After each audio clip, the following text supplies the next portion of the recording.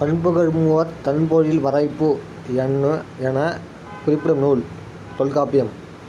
சேரர்களின் தலைநகரம் வஞ்சி. பழங்காலத்தில் விலையை கணக்கிட நெல் அடிப்படையாக இருந்தது. ஆண்பொருணை என்று அழைக்கப்படும் ஆறு அமராவதி. ஆண்பொருணை என அழைக்கப்படும் ஆறு அமராவதி. வீட்டு உபயோகப் பொருட்கள் தயாரிக்கும் தொழிற்சாலைகள் நிறைந்த மாவட்டம் கோயம்புத்தூர். அடுத்து கோடிட்ட இடங்கள் நிரப்புக. மாங்கனி நகரம் என்று அழைக்கப்படும் நகரம் சேலம்.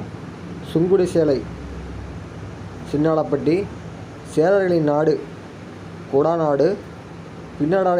பின்னலாடை நகரம் திருப்பூர். அது சரியான விடையை தேர்ந்தெடுக்க. விகார புணர்ச்சி டேஷ் வகைப்படும். 3 வகைப்படும்.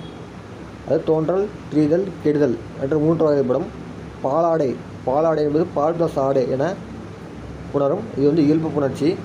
அடுத்து பொறுத்துக்கு பாருங்கள். மட்பாண்டமாக திரிதல். மண் ப்ளஸ் பாண்டம் என்பது இன்னுக்கு வர இட்டு வந்துட்டு ஸோ திரிதல் விவகாரம். மரவேர் இது கெடுதல் விவகாரம். மரம் ப்ளஸ் வேர் அப்படிங்கிறது மறைஞ்சிச்சு ஸோ கெடுதல் விவகாரம். மணிமுடி மணி ப்ளஸ் முடி இது இயல்பு புணர்ச்சி.